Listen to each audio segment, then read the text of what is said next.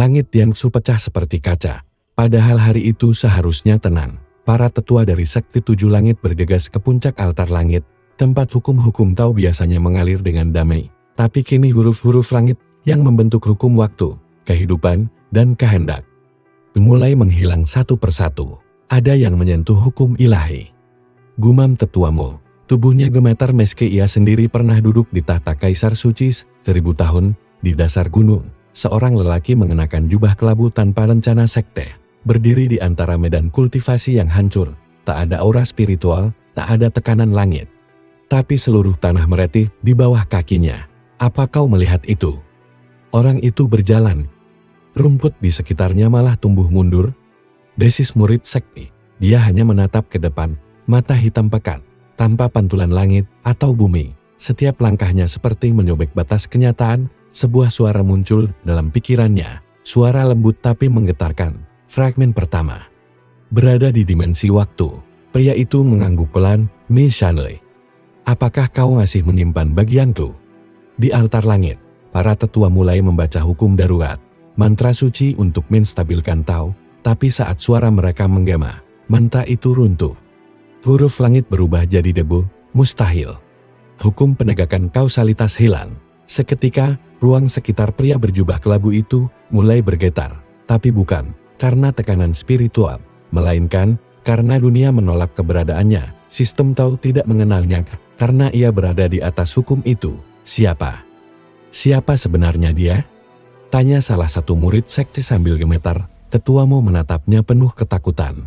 Dia bukan siapa-siapa, dia adalah awal dan juga akhir. Langit merintir. Petir surgawi menyambar turun, membelah altar langit jadi dua. Tapi bahkan sambaran itu berbelok. Seolah takut menyentuh lelaki itu, aku kembali. Ucap pria itu pelan, untuk menagih apa yang aku tinggalkan. Dengan jentikan jarinya, tanah retak membentuk simbol lingkaran terbalik, simbol kuno sebelum adanya hukum Tao. Itu adalah simbol awal yang bahkan para dewa pun tak bisa menguraikannya. Dan saat dia melangkah masuk ke dalam retakan itu, waktu berhenti. Burung membeku di udara. Petir menggantung di langit ke daun yang jatuh diam di tengah angin. Dunia ini terlalu lama hidup di bawah ilusi keteraturan. Bisiknya, sudah saatnya kembali pada kekacauan murni. Lalu seluruh dimensi Tiangsu mulai meleleh, bukan karena kehancuran, tapi karena aturan realitas ditulis ulang dari dalam, dan hanya satu suara terdengar menggema ke seluruh langit, Qiwing kembali. Dimensi waktu Zunji tak bisa dikunjungi sembarang orang, bahkan dewa pun harus mengorbankan tubuh fana untuk bisa memasuki satu titik kecil di arus waktu. Tapi Qiwing tidak masuk, ia menciptakan lubang di tengah sungai waktu itu sendiri. Tubuhnya berjalan di atas aliran waktu yang mengalir mundur dan maju, sekaligus di kiri bayi menangis sebelum dilahirkan, di kanan tulang para leluhur yang baru saja membusuk hidup kembali. Namun Qiwing tidak melihat kemana-mana, ia hanya menatap satu arah, kedalaman ruang waktu yang beku. Tempat yang tak pernah disentuh sejak ia menghilang. Di sanalah Ne Shanli berdiri, tak berubah sedikit pun sejak ribuan tahun lalu. Wanita dengan jubah kristal waktu dan pedang perak berputar di sekeliling tubuhnya. Matanya dingin, namun bibirnya gemetar. Kau datang juga? Qiwing menghentikan langkah. Kau masih menyimpan serpihan itu? Shanli tak menjawab, tapi dari tubuhnya mulai muncul kilau perak, seperti serpihan cahaya yang ingin kabur.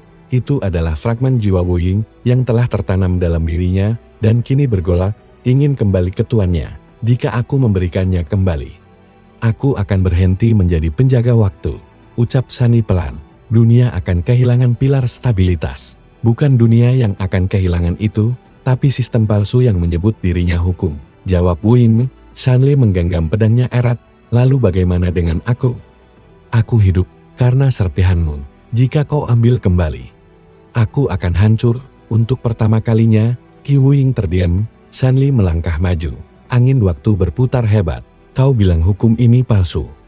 Tapi aku menemukan makna di dalamnya. Aku ingin tetap hidup sebagai Shanli, bukan sebagai cermin jiwamu.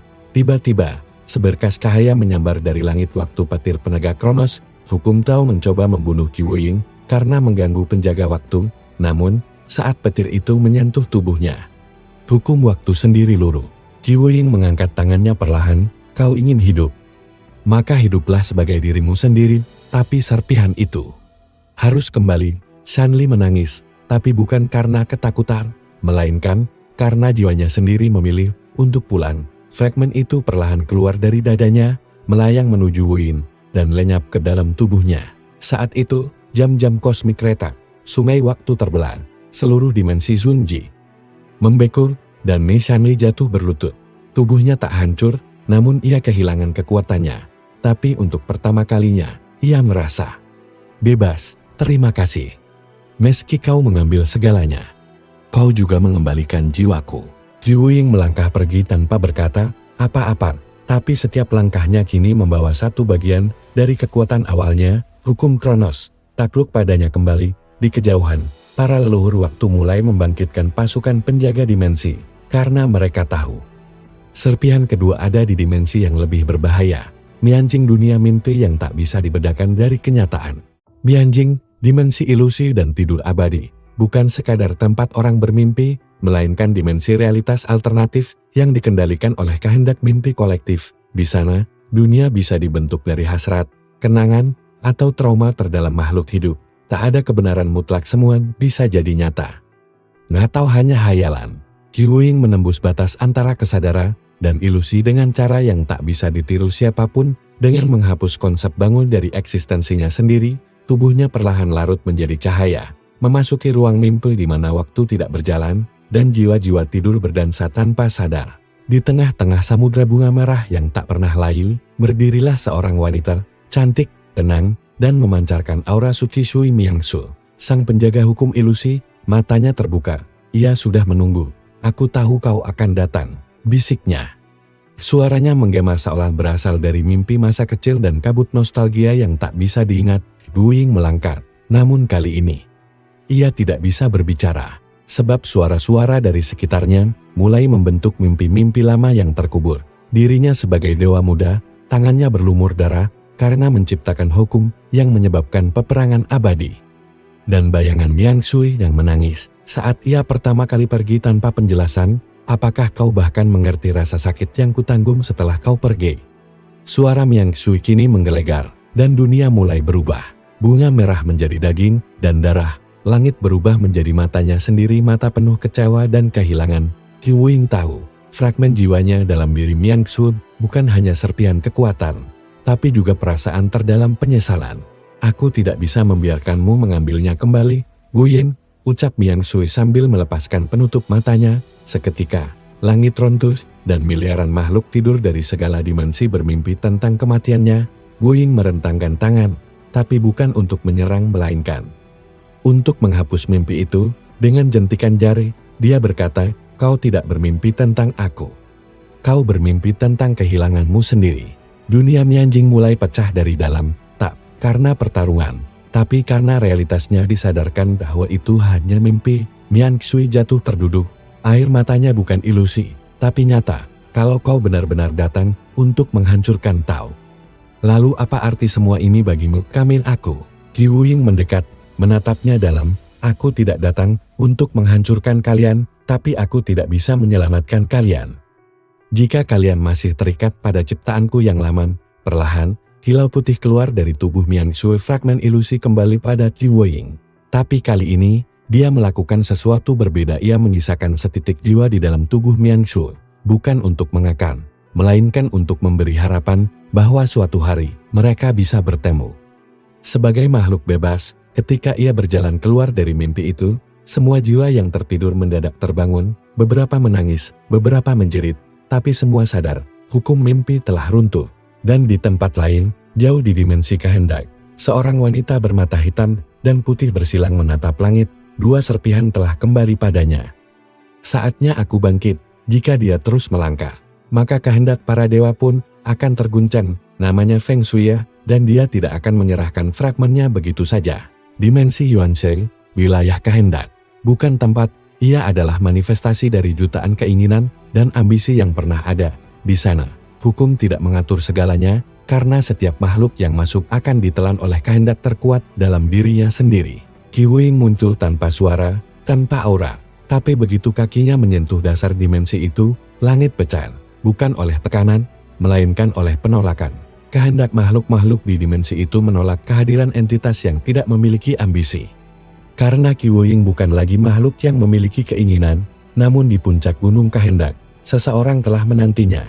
Zheng Xuyin, wanita dengan tatapan mata silang, satu putih, satu hitam, di belakangnya mengalir lautan kehendak, seperti sungai mama keinginan yang tak pernah padam. Ia bukan hanya penjaga dimensi ini, dia adalah simbol bahwa kehendak tak bisa dikendalikan.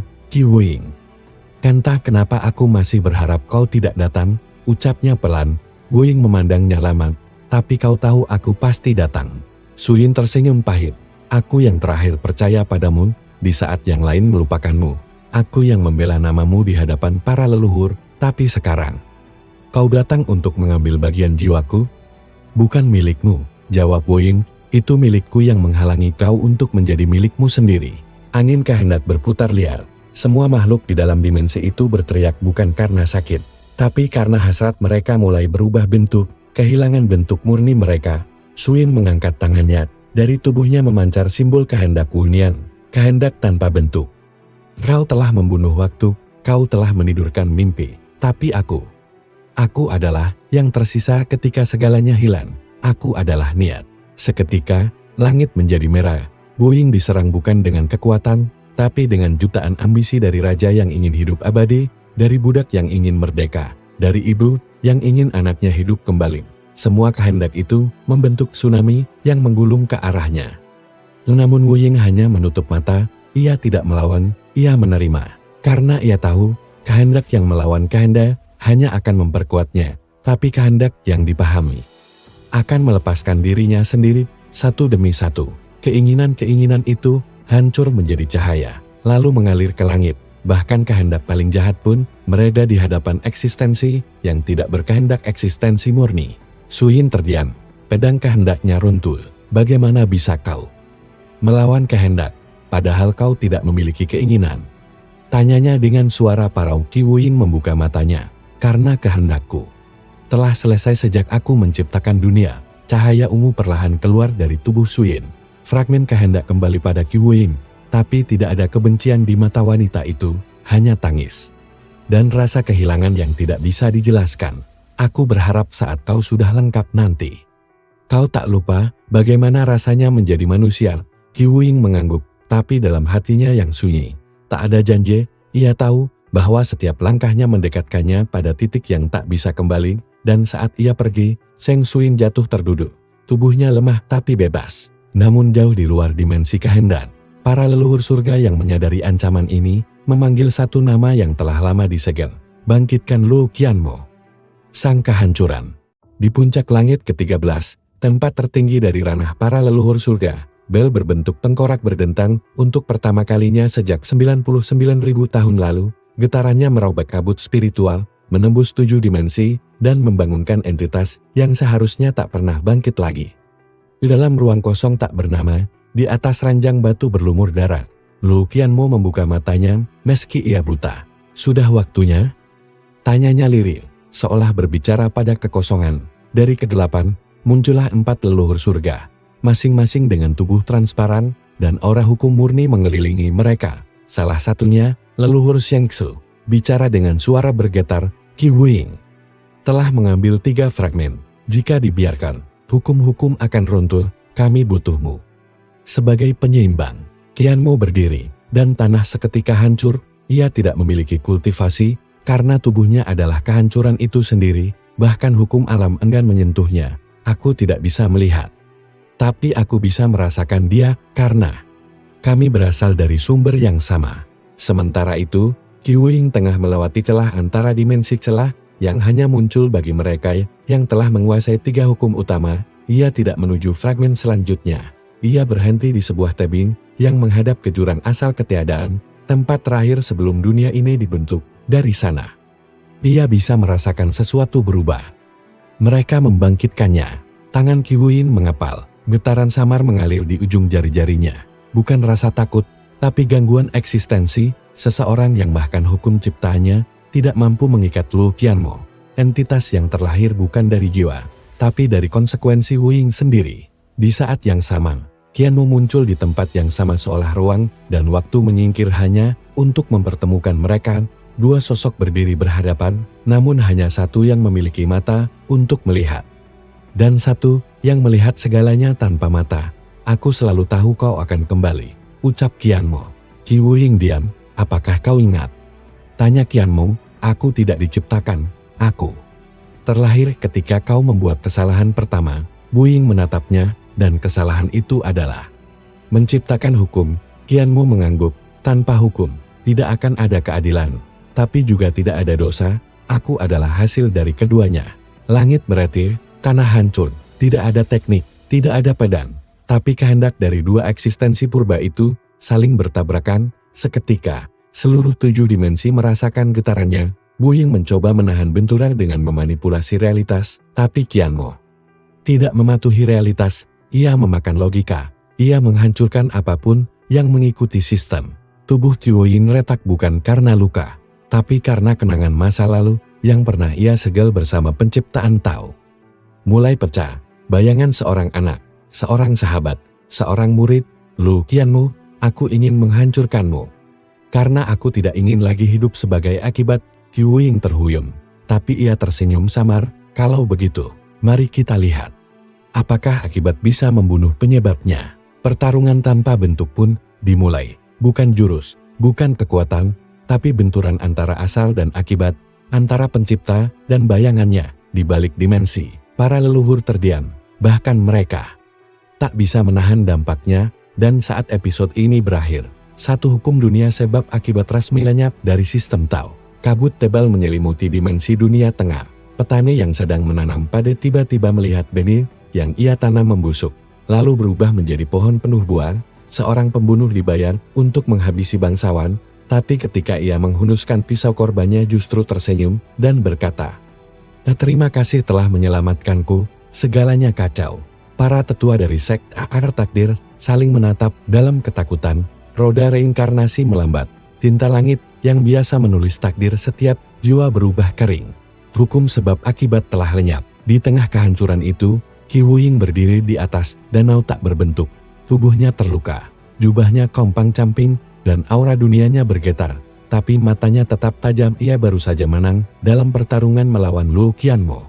Atau mungkin tidak menang, tidak kalah, karena Qian Mo menghilang bukan karena dikalahkan, melainkan karena akibat tak bisa lagi mengejar penyebab. Suara dari dalam jiwanya terdengar halus dan hampa. 3 fragmen tersisa, tapi dunia mulai memahami bahwa kau adalah awal dan akhir. Mereka akan bersatu. Bukan untuk menyerangmu, tapi untuk menghentikan kebenaranmu. Qi Wuying menatap langit yang tak lagi memiliki warna pasti. Ia tahu, dunia sedang beradaptasi pada kenyataan baru, bahwa tiap aksi tak lagi menjamin reaksi. Hukum dasar keberadaan telah digugurkan. Di kejauhan, para kaisar dimensi berdiskusi dalam diam, salah satunya, Kaisar Mo Jingzhen, mengangkat tangannya dan memanggil kembali pedang surganya dari langit keempat. Dia bukan dewa, dia bukan iblis, tapi jika dia menghapus hukum demi hukum, maka dunia ini akan kehilangan bentuk. Kita harus menyeimbangkan ulang hukum sebelum semuanya kembali jadi kekacauan asal. Namun, satu suara dari sudut ruang yang tak tersentuh oleh siapapun menyala, tidak semua hukum bisa dibangun kembali. Karena tidak semua hukum berasal dari keteraturan. Semua mata beralih ke arah suara itu. Seorang wanita berpakaian hitam berdiri di antara kegelapan, membawa aura seimbang antara yin dan yang. Yun Lianhua, wanita terakhir, fragmen terakhir, sang pemegang hukum keseimbangan. Biarkan aku yang menghadapinya, katanya. Sementara itu, Qi Wuying duduk di atas batu hampa. Luka-luka di tubuhnya belum pulih, tapi ia tidak mencoba menyembuhkan diri. Ia hanya menatap satu fragmen berikutnya, dimensi keseimbangan, tempat hukum-hukum bertabrakan. Dan semua kebenaran disimpan dalam bentuk yang tak bisa dicerna oleh makhluk biasa. Di sana, ia akan menghadapi bagian terakhir dari dirinya yang paling ia benci. Bagian yang mencoba menjaga semuanya tetap utuh. Karena untuk menghancurkan ciptaannya, ia harus menghancurkan dirinya sendiri. Langit pun kembali runtuh. Tapi kali ini, tidak ada alasan. Dimensi terakhir, Hengji, ranah keseimbangan mutlak, tempat di mana semua hukum bertabrakan, tapi tak saling menghancurkan. Di sini, kematian dan kehidupan berdampingan, api dan es mengalir berdampingan, bahkan waktu dan kehampaan, dua konsep yang mustahil hidup bersamaan, disusun dalam harmoni diam. Di tengah lingkaran yin yang raksasa yang terus berputar, berdirilah Yun Lianhua. Rambut panjangnya melayang seolah tak tunduk pada gravitasi, dan matanya memancarkan terang abu-abu yang tak bisa ditafsirkan seolah ia tidak memihak manapun, bukan cahaya, bukan kegelapan. Selamat datang, pencipta yang kini menjadi pembongkar, ucapnya ketika Qi Wuying tiba. Tak ada emosi dalam suaranya, ia seperti cermin sempurna memantulkan niat siapapun yang ada di depannya. Tanpa menghakimi, Qi Wuying menatap sekeliling. Tempat ini belum berubah, karena akulah yang menjaganya tetap, jawab Lianhua. Semua yang kau rusak, aku imbangkan kembali. Ia mengangkat tangannya, dan seketika, hukum-hukum yang telah lenyap waktu, mimpi, kehendak, sebab akibat muncul dalam bentuk bayangan tipis di sekeliling dimensi. Qi Wuying terdiam. Kau menahan mereka, aku menjaga mereka, sanggah Lianhua, karena dunia butuh fondasi. Kau boleh percaya pada kekacauan, tapi aku percaya bahwa bahkan kekacauan pun harus memiliki batas. Wuying mendekat. Kau tahu aku akan mengambil fragmen terakhir, ya, kata Lianhua, matanya berkedip pelan. Tapi kali ini, kau harus melawan dirimu sendiri. Dengan satu gerakan jari, dia mengaktifkan lingkaran keseimbangan, cahaya putih dan hitam menyebar seperti gelombang, dan dari pusaran itu, muncul satu sosok baru, Qi Wuying yang lain. Bukan ilusi, bukan tiruan, tapi pantulan dirinya yang masih percaya bahwa dunia ini layak ditata. Mereka saling menatap, yang satu datar, penuh pemahaman, dan tanpa keinginan, yang lain dingin, logis, dan penuh harapan untuk stabilitas. Lianhua duduk bersila di tengah-tengah medan itu. Aku akan mengamati, karena keseimbangan bukan tentang siapa yang benar, tapi siapa yang tetap bertahan setelah segalanya selesai. Dua Qi Wuying pun mulai bergerak. Mereka tak bertarung dengan serangan atau teknik. Mereka saling menembus satu sama lain dengan pikiran, niat, dan pengalaman. Jika kau menghancurkan semua hukum, dunia akan runtuh menjadi kekacauan abadi, ujar Wuying lama. Tapi jika hukum terus dibiarkan, dunia akan terus menjadi penjara dengan nama keteraturan, balas Wuying baru. Gema pertarungan batin mereka menyebabkan seluruh dimensi bergetar, gunung keseimbangan runtuh, sungai hitam dan putih menyatu, menjadi lautan abu-abu. Segalanya mulai kehilangan bentuk, menjadi netral, tak memihak. Yun Lianhua terdiam. Untuk pertama kalinya, ia tidak tahu siapa yang benar. Karena dua sisi itu adalah kebenaran yang sama, hanya dengan tujuan berbeda. Pada akhirnya, hanya satu Qi Wuying yang berdiri, tak ada luka, tak ada darah, tapi yang satu menghilang, perlahan larut menjadi kabut. Yun Lianhua berdiri, matanya bergetar. Apa yang kau pilih?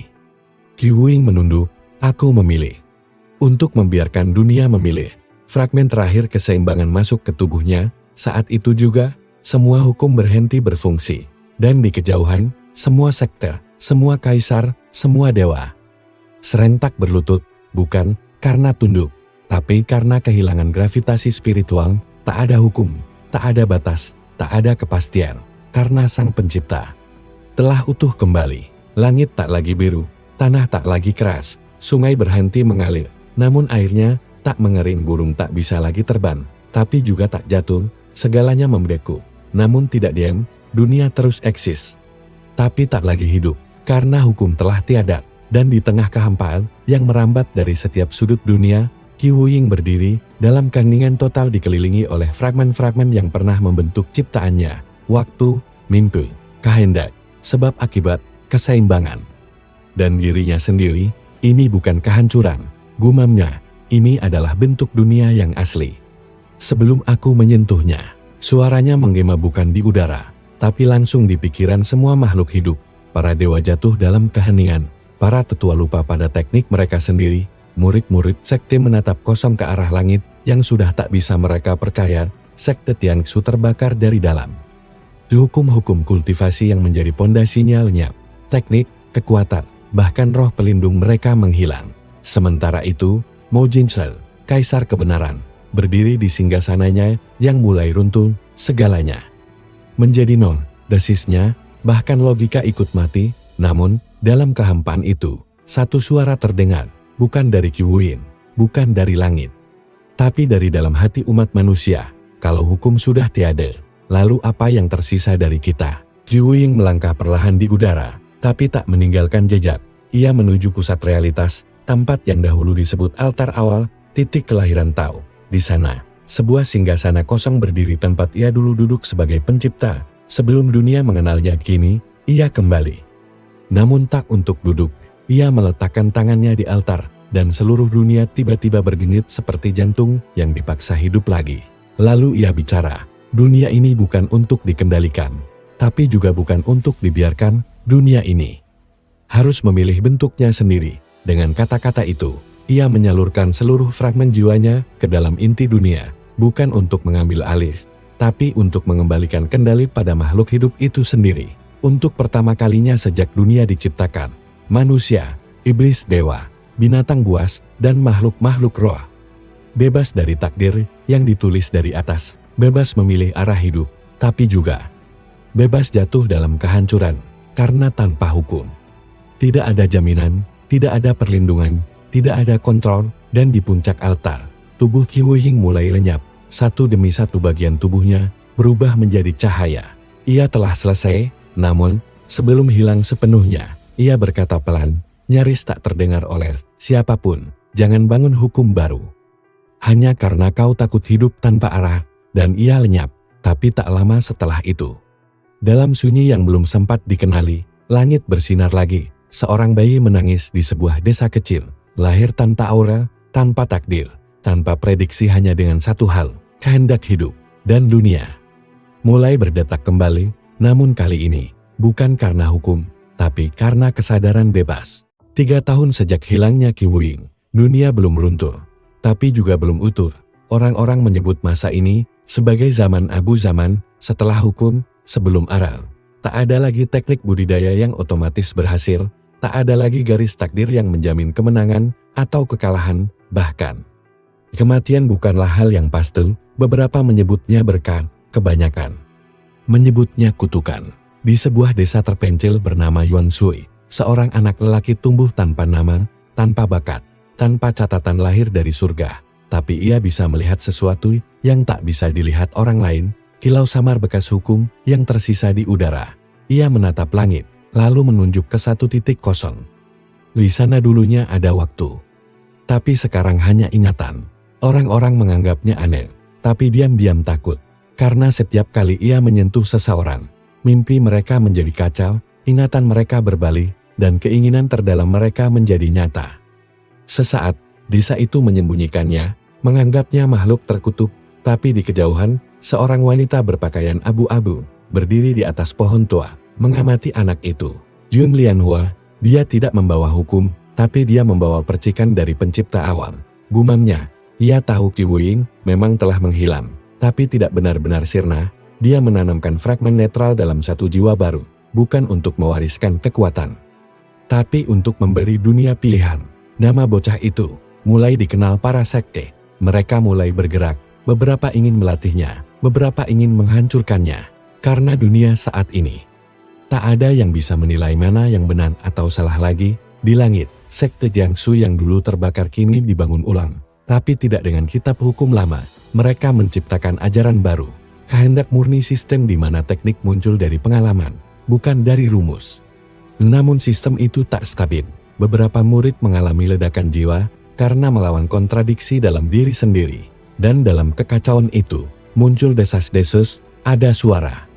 Dalam mimpi beberapa orang suara yang mirip Qi Huiying, mengajarkan teknik tanpa nama, memberi jawaban pada pertanyaan tanpa bentuk. Beberapa menolak percaya, tapi yang pernah mengalami mimpi itu tahu, Qi Huiying belum sepenuhnya pergi.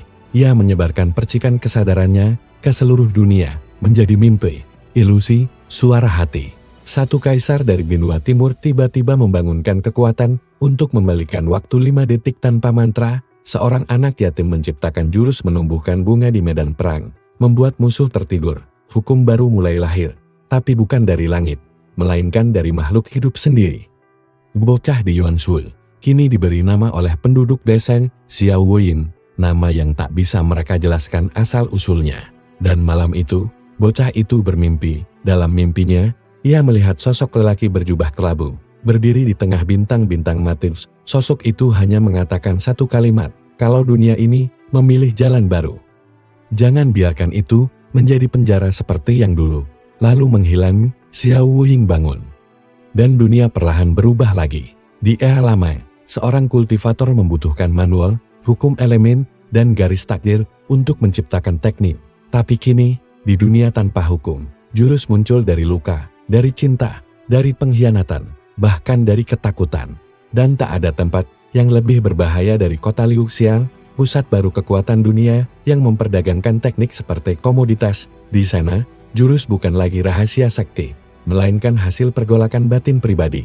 Xiao Wuying kini berusia 14, di hadapan warga Yuanshu. Ia tampak seperti remaja pendiam, tapi dalam diamnya, dunia bergerak mengikuti pikirannya. Bunga mekar saat ia lewat. Bayangan burung mengikuti langkahnya, dan malam jadi lebih terang ketika ia terjaga. Orang-orang mulai takut.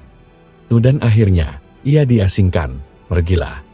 Sebelum jurusmu muncul dari kesedihan kami, ia pun melangkah meninggalkan kampungnya tanpa dendam. Namun di tengah jalan menuju Liuxian, ia bertemu seorang wanita dengan satu tangan terbakar dan satu mata hitam. Bersenandung lagu tentang akhir dunia, ia memperkenalkan dirinya dengan cara yang aneh. Namaku Yu Shenlu. Aku bisa membaca teknik dari air mata orang lain. Mereka berjalan bersama, dan Shenlu mengaku bahwa Liuxian sedang dikuasai oleh seseorang yang mampu mencuri jurus dari emosi orang lain dan menjualnya. Namanya adalah Duan Miking, penguasa pasar teknik pertama di dunia tanpa hukum. Di kota itu, jurus-jurus muncul dari kemarahan. Seorang istri yang kehilangan suami menciptakan teknik tangisan arwah. Seorang anak kecil yang kelaparan menciptakan jurus lidah api perut kosong. Semua dilelang, semua dikurung. Xiao Wuying melihat sendiri ketika seorang lelaki putus asa menangis di pojok jalan. Dari air matanya muncul pusaran cahaya bibit teknik. Duan Miking mengambilnya dan menawar 1000 batu roh. Teknik ini bisa menghancurkan pertahanan jiwa ini. Bukan dunia yang dipilih Qi Wuyin, gumam Shenlu. Malam itu, Xiao Wuying duduk di atap pasar teknik. Matanya menatap langit. Ia menutup matanya, dan saat ia membuka kembali, seluruh pasar terdiam. Teknik tak lagi keluar dari tangis, jurus tak lagi terlahir dari rasa sakit. Karena Wuying menghentikan pantulan emosi menghapus jalur antara penderitaan dan kekuatan, Miking panik, mengerahkan teknik topeng rasa jurus yang bisa memalsukan kesedihan untuk menciptakan kekuatan palsu. Namun Wuying menatapnya dan berkata pelan, teknik yang tidak lahir dari jiwamu sendiri akan hancur di hadapanku. Seketika teknik Miking retak. Lalu sirna semua teknik palsu di pasar terbakar seperti kertas pasar teknik runtuh.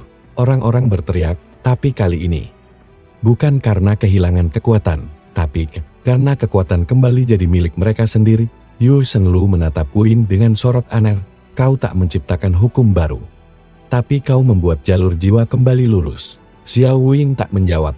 Ia hanya menatap tangannya sendiri. Karena untuk pertama kalinya, sebuah cahaya muncul dari dalam tubuhnya bukan karena keturunan, bukan karena warisan, tapi karena ia memilih. Dan di tempat yang jauh dari sana, dalam kekosongan abadi, seberkas cahaya samar berkedip. Qi Wuyin tersenyum. Meski hanya dalam gema kesadaran. Hari-hari, setelah runtuhnya pasar teknik membuat dunia kembali resah. Sekte-sekte lama yang dulu menyembah hukum kini berubah menjadi kelompok penyeru keteraturan baru, mencoba membentuk aturan universal atas nama stabilitas. Salah satunya adalah sekolah Xinjiang, sekte pemurnian pikiran. Mereka percaya bahwa jika setiap makhluk bisa menata pikirannya, maka dunia bisa punya hukum yang dibentuk bersama bukan dari langit, tapi dari konsensus jiwa. Namun dalam praktiknya, sekolah Xinjiang memaksa para pengikutnya melalui pengujian mimpi dan trauma, memurnikan perasaan buruk seperti cinta, duka, amaran, hingga obsesi hingga mereka menjadi bersih, tanpa konflik, tanpa lonjakan, tanpa emosi, hanya kesadaran netral. Dan ketika kabar tentang Xiao Wuying bocor, yang bisa mengubah pantulan emosi menjadi kekuatan sejati sampai ke telinga mereka, ia dianggap ancaman absolut. Xiao Wuying dan Yu Shenlu tengah berkelana melintasi pegunungan berkabut, tempat waktu dan ruang sering memutar arah. Mereka mencari satu hal, gerbang tak bernama, celah langkah yang hanya muncul saat jiwa seseorang tidak memiliki niat. Pintu ini tidak bisa dicari, bisik Shenlu. Ia hanya muncul ketika kau berhenti ingin memasukinya. Wuying mengangguk, lalu tiba-tiba berhenti. Kita sedang dikejar, ucapnya. Dari kabut muncul 6 siluet tetua sekolah Xinjiang dengan wajah yang datar dan suara seperti gema batu. Kau pengacau dunia yang tanpa hukum, tidak bisa bertahan. Jika perasaan liar terus melahirkan teknik, kau akan menciptakan kekacauan berikutnya. Xiao Wuying menatap mereka. Tapi kekacauan itu bukan karena teknik, tapi karena manusia tak diberi pilihan. Salah satu tetua melepaskan jurus, kaca jiwa abadi. Cermin raksasa muncul di udara, menangkap perasaan terdalam Wuying, lalu memaksa ia melihatnya. Wuying mendadak terdiam. Dalam pantulan itu, ia melihat wajah ibunya menangis di malam pengasingan. Mata sahabat kecil yang ia tinggalkan di Yuan Shui. Dirinya berdiri sendirian, tak tahu apakah ia reinkarnasi, titisang, atau hanya eksperimen dari entitas masa lalu bernama Qi Wuying. Shen Luo berseru, "Jangan lawan pantulannya, terimalah." Dan saat itulah, Wuying tersenyum, cermin itu retak. Karena tidak ada emosi yang ia tolak, ia menerima semuanya, bahkan keraguan dirinya sendiri.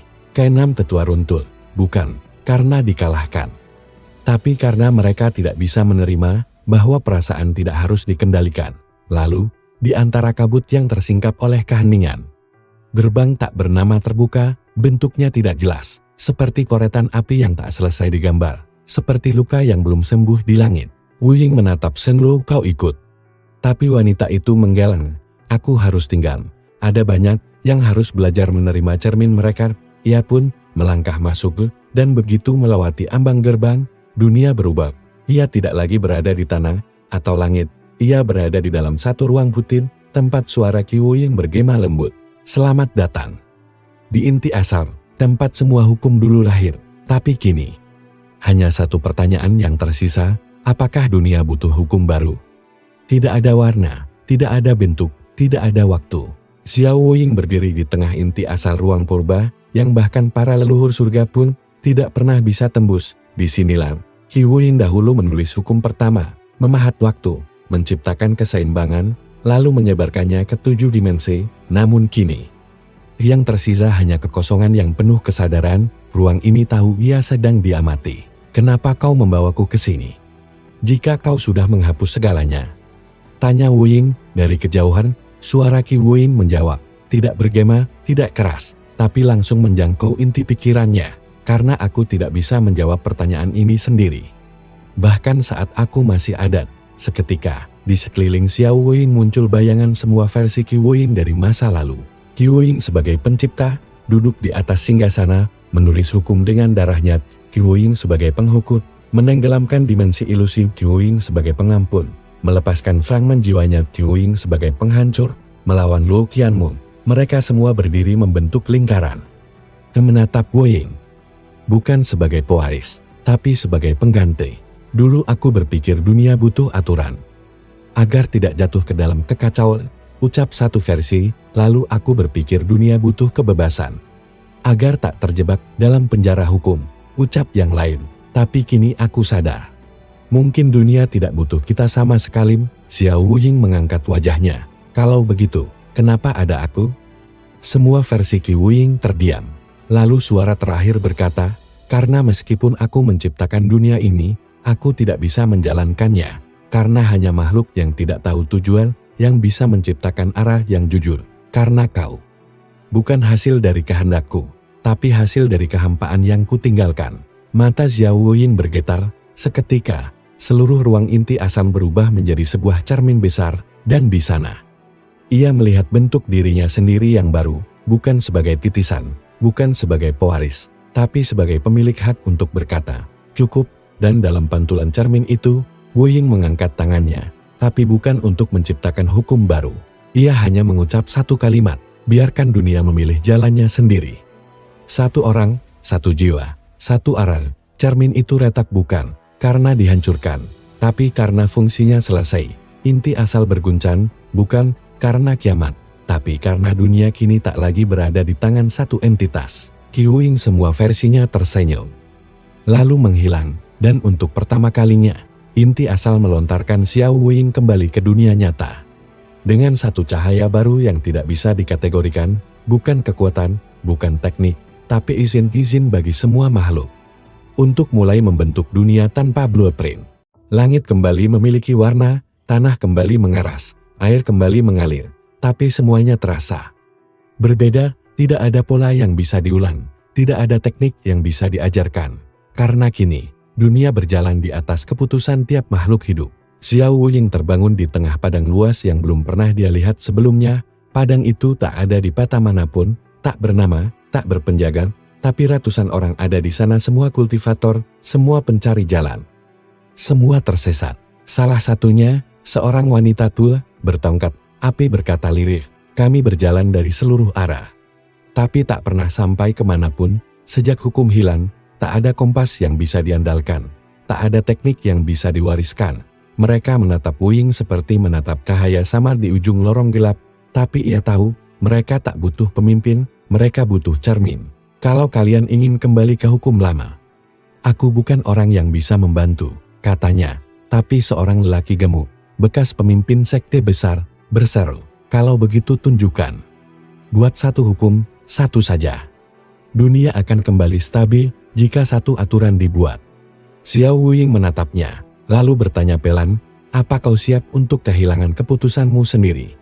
Jika aku melakukannya, orang itu terdiam, dunia pun ikut terdiam, tapi saat itulah sebuah cahaya muncul dari langit, bukan hukum lama, tapi rekahan dimensi, dari dalamnya keluar Lu Qianmo, bukan sebagai kehancuran, tapi sebagai makhluk yang juga sedang mencari arah. Tubuhnya tak lagi hitam kelam, kini setengahnya diselimuti cahaya samar, seolah ia pun telah melewati perjalanan batin. Qi Wuying tak sepenuhnya menghapusku, ucap Qianmo, ia menyisakan setitik. Agar jika dunia kembali menuhankan hukum, aku bisa muncul untuk mengguncangnya. Xiao Wuying mengangguk, kau adalah antitesis, penyeimbang alami, mungkin. Itu sebabnya kita bertemu lagi sekarang. Qianmo berjalan ke sampingnya, menatap padang yang dipenuhi jiwa-jiwa yang ragu. Apa yang akan kau lakukan? Xiao Wuying mengangkat tangannya ke arah langit, tapi ia tidak menulis hukum.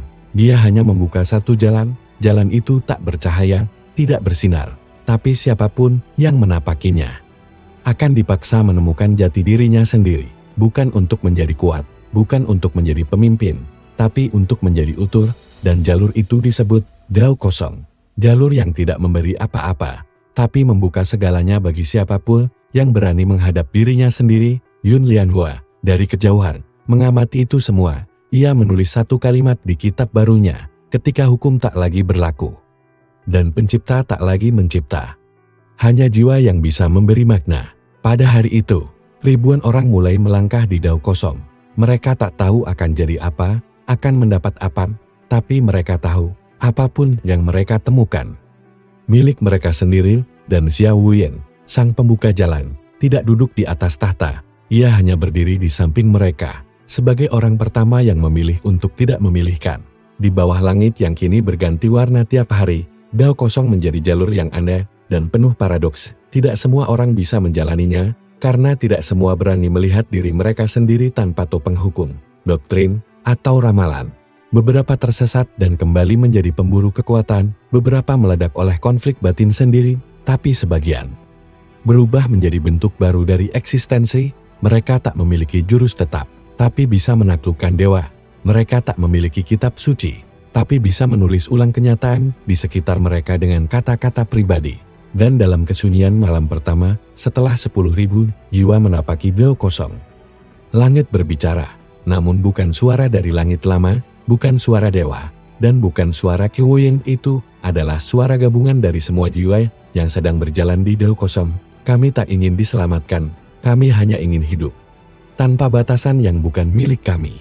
Xiao Wuying mendengarnya, dan ia tersenyum untuk pertama kalinya sejak lahir. Namun jauh di balik dimensi biasa, di lapisan tersembunyi yang hanya bisa diakses oleh jiwa-jiwa lama, sebuah ancaman mulai bergerak. Sekelompok entitas yang menyebut diri mereka arsitek kekosongan.